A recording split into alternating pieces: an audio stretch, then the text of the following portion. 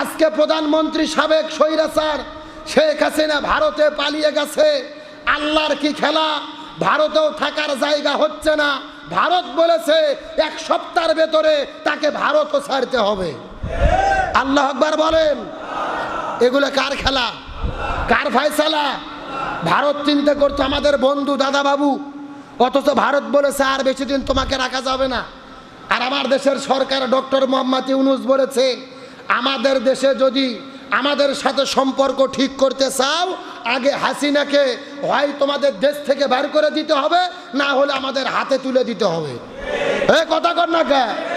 আমাদের শত্রুকে তোমাদের ঘরে জায়গা দেবা আর আমাদের সঙ্গে প্রীতি করবা, এমন বন্ধুত্ব আমরা চাই না।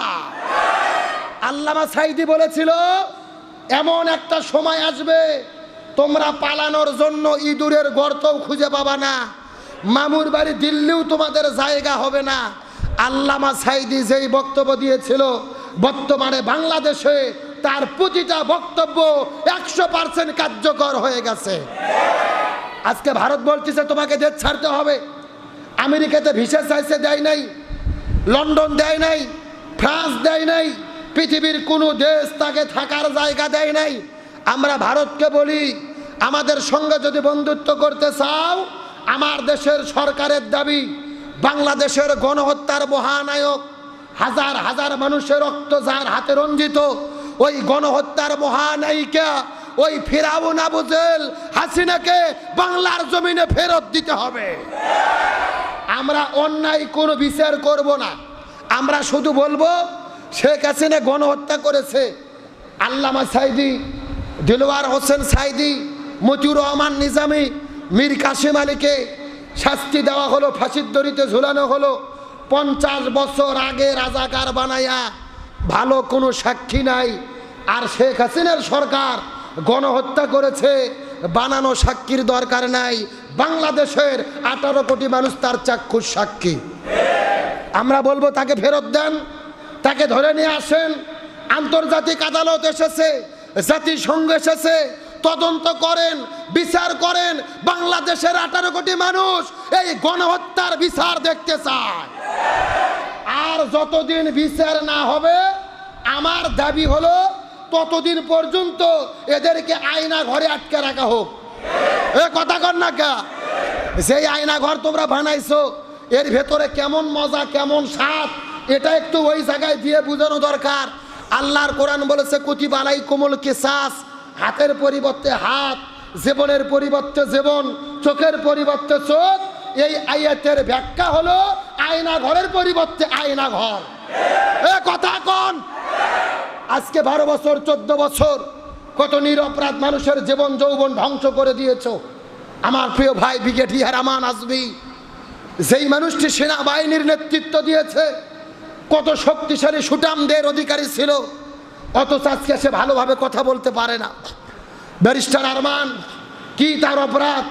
তার বাবাকে ফাঁসির দড়িতে ঝুলাইছে, আবার তাকে গুম করে নিয়ে চলে গেছে। 12 বছর সন্তান হারা, বাবা মা হারা, হাজার হাজার মানুষ সেই আয়না ঘরের মধ্যে বন্দী। আমরা বলতে চাই যারা যারা আয়না ঘরের সঙ্গে সম্পৃক্ত ছিল, এদেরকেও আয়না ঘরে বন্দী রেখে শাস্তি দেওয়া দরকার। আর এই বাংলাদেশে যারা বিশৃঙ্খলা তৈরি করেছিল, যারা বলেছিল খেলা হবে, এই 10টি বছর আমরা শান্তিতে ঘুমাতে পারি নাই।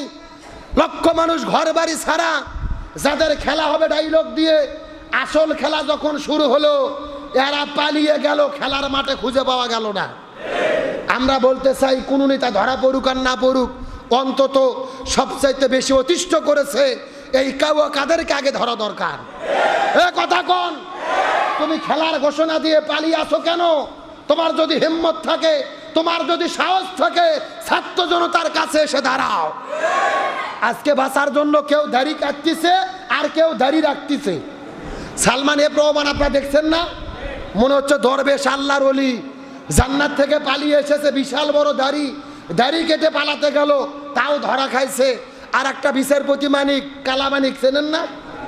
যেই শয়তান আল্লামা সাঈদীকে ফাঁসির রায় দিয়েছিল, সবাইকে রাজাকার বলতো, ও বাঁচার জন্য দাড়ি রেখে ছেলের দিয়ে পালাতে গেছে। যার মাধ্যমে টাকা দিয়ে চুক্তি করে পালাতে গেছে ও নিজেই ধরে দিয়েছে। আল্লাহ আকবার কোন, এই আল্লাহ আকবার কোন। তুমি কোথায় পালাতে যাচ্ছ? হাজার হাজার মানুষের জীবন অতিষ্ঠ করেছো। আমরা নিরপরাধ মানুষের শাস্তি চাই না, তবে যারা অন্যায় করেছে এদের দৃষ্টান্তমূলক শাস্তি আমরা বাংলাদেশের আইন দিয়ে চাই। জোরে বলেন চাই কি চাই না? এই জন্য বাংলাদেশের ঘটনা আমাদেরকে শিক্ষা দিয়েছেন, যুগে যুগে জালেমের পরিবর্তন হয়, মাজলুমদেরকে আল্লাহ তাআলা বিজয়ী করে। আর মাজলুমরা যখন বিজয়ী হয়ে যাবে আমাদের কাজ কয়টা? ভুলে গেছেন নাকি আপনারা? দুইটা। জোরে বলেন কয়টা? এক নম্বর কাজ হলো প্রশংসা হবে কার? আরো জোরে বলেন কার? আর দুই নম্বর কাজ হলো আমরা তওবা করব, ইস্তেগফার করব, কোরআন সুন্নাহর পথে চলব। সময় যেহেতু বাংলাদেশ এসেছে, আজকে বর্তমানে বাংলাদেশে শেখ হাসিনার জালেম এবং জুলুমের সময় অনেকের মনে স্বপ্ন ছিল যে আল্লাহ অন্তত আমার মরার আগে যেন হাসিনের পতন হয়। কথা কন না কে?